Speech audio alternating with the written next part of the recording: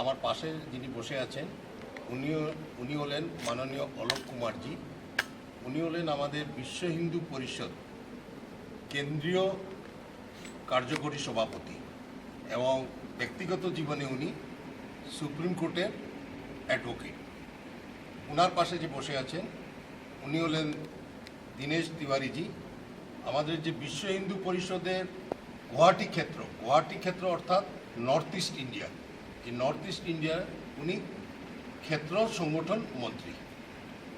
আমি বিশ্ব হিন্দু পরিষদের দক্ষিণ পূর্ব প্রান্ত বলতে আমাদের আসামের বরাক ভ্যালি, ডিমা হাসাও, ত্রিপুরা রাজ্য, মণিপুর রাজ্য এবং মিজোরাম রাজ্যে, এটা নিয়ে আমাদের দক্ষিণ পূর্ব প্রান্ত, এই প্রান্তের সভাপতি বর্তমানে দায়িত্বে আছি। আমার নাম হলো শান্তনু নায়ক। हम लोगों ने बहुत सारे विषयों पर चर्चा की है। मुझे 4 बातों पर आपसे बात करनी है। हमारे कॉन्स्टिट्यूशन की ये डायरेक्शन है आर्टिकल 44 में कि सेंट्रल गवर्नमेंट भी और स्टेट गवर्नमेंट इस बात के लिए कोशिश करेंगे कि सारे भारत के लिए, सब नागरिकों के लिए एक यूनिफॉर्म सिविल कोड हो, समान नागरिक संहिता। ये एक कॉन्स्टिट्यूशनल डायरेक्टिव और इसलिए हमको इस बात पर संतोष है कि सेंट्रल गवर्नमेंट के रिकमेंडेशन पे लॉ कमीशन इस पर विचार कर रहा है। हम चाहेंगे कि ये विचार जल्दी पूरा हो, पर हम ये भी चाहेंगे कि जितने भी स्टेक होल्डर्स हैं सबसे राय ली जानी चाहिए, सबको अपनी बात कहने का मौका होना चाहिए और फिर जहाँ जहाँ जो बहुत अच्छा है वो ले लें। ये हिंदू लॉ का एक्सटेंशन नहीं है, मुस्लिम लॉ में, क्रिश्चियन लॉ में जो भी अच्छा लगे ऐसा करके एक यूनिफॉर्म सिविल कोड बने। एक दूसरी भी बात की जरूरत है। संविधान में सेक्शन 244 में, 371 में, 5th और 6th शेड्यूल में, बाकी जगह पर इस देश में शेड्यूल ट्राइब्स के साथ में कुछ प्रोटेक्शंस दिए गए, कुछ प्रॉमिसेस किए गए और इसलिए उन सब प्रोटेक्शंस और प्रॉमिसेस को कंसिडर करके यूसीसी बनना चाहिए। जैसे नागालैंड के बारे में ये है कि उनके जो फैमिली लॉ हैं, कस्टमरी लॉ हैं, उसमें कोई केंद्रीय कानून तब तक लागू नहीं होगा जब तक वहाँ की विधानसभा उसको स्वीकार नहीं करे। इस तरह के सब प्रोटेक्शंस को कंसिडर करके, उनका आदर करते हुए, जिन विषयों पर सहमति बनती है उतना और केवल उतना ऐसा यूनिफॉर्म सिविल कोड हो। अभी जो हिंदू लॉज हैं उसमें भी ये एग्जेम्पशन है कि ये किसी भी ट्राइब पर तब लागू होते हैं जब सेंट्रल गवर्नमेंट उसको नोटिफाई करता है। तो कॉन्स्टिट्यूशनल प्रोटेक्शंस के लिए शेड्यूल ट्राइब्स के बारे में जो है उन प्रोविजंस को कंसिडर करते हुए, रेस्पेक्ट करते हुए यूनिफॉर्म सिविल कोड जल्दी बने, ऐसा हमारा मानना है। हमको लगता है कि कॉन्स्टिट्यूशन के प्रीएम्बल में जो डिग्निटी की बात कही गई है, आर्टिकल 14 में जो इक्वेलिटी की बात कही गई है, तो महिलाओं की गरिमा, महिलाओं की समानता, और इसलिए आज के युग में ये ठीक नहीं है कि एक व्यक्ति 4 पत्नियां रखे। ये ठीक नहीं है कि वो एक तरफा तलाक दे सके। ये ठीक नहीं है कि तलाक देने के बाद में उसको मझधार में छोड़ दिया जाए और उसके मेंटेनेंस की व्यवस्था ना हो। और यह भी ठीक नहीं है कि पति की मृत्यु हो जाए तो पत्नी को उसका हिस्सा संपत्ति का ना मिले। तो ये जो नारी की गरिमा का प्रश्न है, नारी की समानता का प्रश्न है, जो जेंडर जस्टिस का इशू है, इससे संबंधित विषय मुझे लगता है कि प्रायोरिटी पे लिए जाने चाहिए और यूसीसी में एक पत्नी हो, मोनोगेमी हो, इसका सब लोग स्वागत करें। हम लोगों ने मणिपुर के बारे में भी चर्चा की। मणिपुर की पहली प्रायोरिटी ये है कि वहाँ शांति लौट कर आए। 300 से ज़्यादा लोग जो रिलीफ कैंप्स में हैं, ना अपना रोजगार कर पा रहे हैं, ना बच्चों की शिक्षा हो पा रही है। ऐसी परिस्थिति बनाई जानी चाहिए कि वो शांति से अपने घर लौट सके, अपने घरों को दोबारा बना सके और अपने जीवन को ठीक से चला पाए। विश्व हिंदू परिषद ने भी आह्वान किया है उन रिलीफ कैंप्स में इन परिवारों के साथ मिलकर हम उनकी सेवा कर रहे हैं। जो मंदिर टूटे, उन मंदिरों का पुनर्निर्माण होना, ये एक प्रायोरिटी की बात है।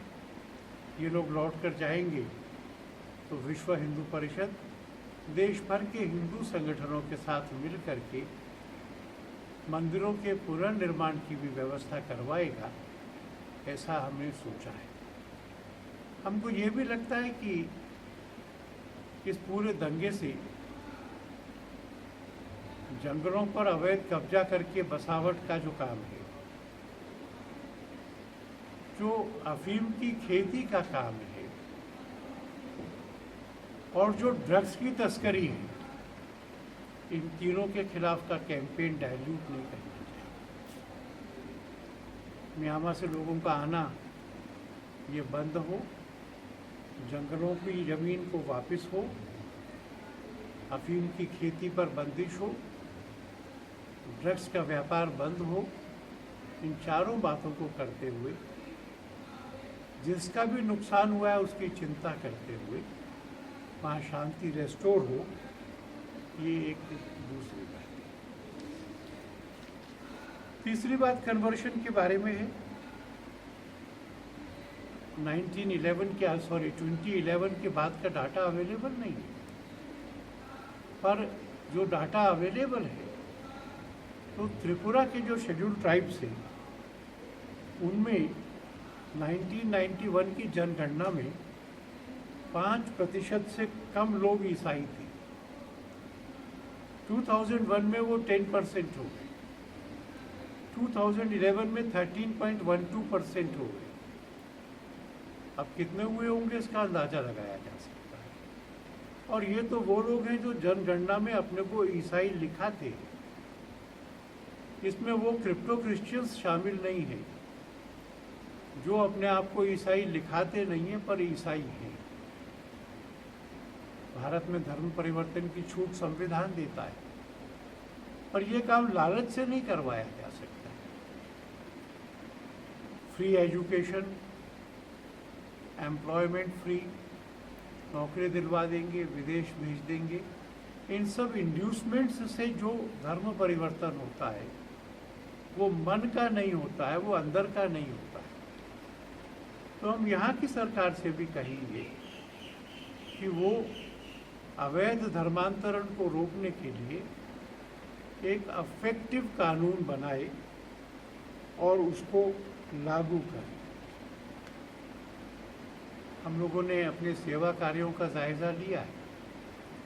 हमको लगता है कि इन सेवा कार्यों को बढ़ाने की आवश्यकता है और ऐसे सेवा कार्यों पर ध्यान देने की आवश्यकता है जो उनके लिए शिक्षा,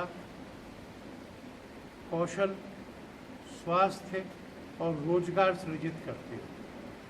education, skills, health and their self employment, इन कामों को हम आगे आने वाले दिनों में तेज करेंगे।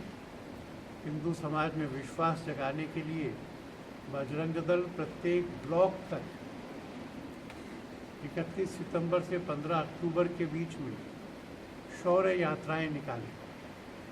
ये यात्राएं बड़ी होंगी और ये समाज का विश्वास दिलाएंगी कि हिंदू समाज संगठित भी है और शक्तिवान भी है। इस दिवाली के आसपास संत लोग भी गांवों में जाएंगे, पद यात्रा करेंगे, सबके दर्शन करेंगे, सबको दर्शन देंगे, शहरों के स्लम्स में जाएंगे। और मैं इस बात के लिए देश की जनता को भी बधाई दूंगा कि जनवरी में भगवान राम जी अपने जन्म स्थान पर विराजमान हो जाएंगे और हम सब ने फैसला किया है कि उनके अभिषेक के लिए यहाँ पर भी जो पवित्र कुएं हैं, नदियाँ हैं, तालाब हैं, उनका भी 200 ग्राम जल की अयोध्या जाएगा और सारे विश्व के पुण्य स्थानों के जल को मिलाकर उससे राम जी का अभिषेक होगा।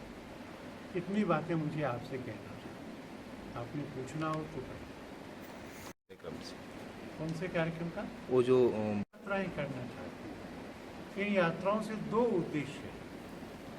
हिंदू समाज को कॉन्फिडेंस हो, आत्मविश्वास हो, युवक जागृत हो, धर्म के लिए समर्पित हो और जो हिंदुओं को फॉर्डर समझते हैं कन्वर्शन का, उनको लगे कि ये कन्वर्शन अब आसान नहीं रह जाएगा। हिंदू समाज इकट्ठा है और संगठित है। सर दूसरी एक बात, वो जो हिंसा वो जारी है, तो आप क्या मैसेज देना चाहते हैं मणिपुर के लिए? मैं ये मैसेज देना चाहता हूँ कि वहाँ शांति का वातावरण बनना चाहिए। किसका ना तो मैदानी क्षेत्र से कुकी बाहर जा सकते, ना पहाड़ से सब मिलते नीचे आ सकते। इकट्ठे रहना है, इकट्ठे रहने के अलावा कोई रास्ता ही नहीं है। और इसलिए एक दूसरे का आदर करते हुए अपने अपने धर्म का पालन करो और दूसरे से परेशान मत हो, ऐसा समझ के सबको वापस आना होगा। आप लोगों का कुछ प्रतिनिधि क्या गया वहाँ पर? हम लोगों का तो निरंतर काम चल रहा है, पहले दिन से चल रहा है। और मुझे संतोष है कि किसी भी रिलीफ कैंप में जाकर के उनसे पूछिए तो वो कहेंगे हाँ, सरकार हमारी ध्यान रख रही है और विश्व हिंदू परिषद रख रहा है। हमारा काम वहाँ पर बहुत अच्छा और गहरा चल रहा है। में प्रचार कर रहा है, इस बारे में आप क्या कहेंगे? वो प्रचार जो है ये कर रहे हैं कि जो प्रोटेक्शन शेड्यूल ट्राइब्स को मिले वो ख़त्म हो गए। मैं कहूँगा कि ये प्रोटेक्शंस कॉन्स्टिट्यूशन में दिए गए हैं। कोई भी लॉ कॉन्स्टिट्यूशनल प्रोटेक्शंस को ख़त्म या डाइल्यूट नहीं कर सकता। और इसलिए मैं देश के सब शेड्यूल ट्राइब्स को आश्वस्त करना चाहूँगा कि उनकी मर्जी और सहमति के बगैर कुछ भी उन पे लादा नहीं जाना चाहिए। विश्व हिंदू परिषद इस साल 60 साल का हो रहा है। षष्ठी पूर्ति 60 साल के होने का जो वर्ष है, इसमें जिन प्रखंडों में हमारा काम नहीं है, जिन ब्लॉक्स में, वहाँ समिति बनाना, नीचे गांव तक समिति बनाना। आज मुझे बहुत संतोष हुआ है कि त्रिपुरा के प्रत्येक जिले में जो 16 लोगों की कमेटी बननी चाहिए वो बनी हुई है। मुझे संतोष है कि सब जिलों के ऑफिस बेरर्स हैं वो यहाँ आए हुए हैं। आने वाले दिनों में हम बिल्कुल नीचे तक जा कर के गाँव के लोगों से भी कहेंगे कि परिषद की कमेटी बनाओ और यहाँ परिषद का काम करो। कितने दिन का सफ़र है आप त्रिपुरा में? मैं कल लौटूँगा। तो शांतिकाली जी महाराज के दर्शन करना चाहता था बहुत दिन से। कल उनके दर्शन करने के लिए जाऊँगा, फिर लौटूँगा।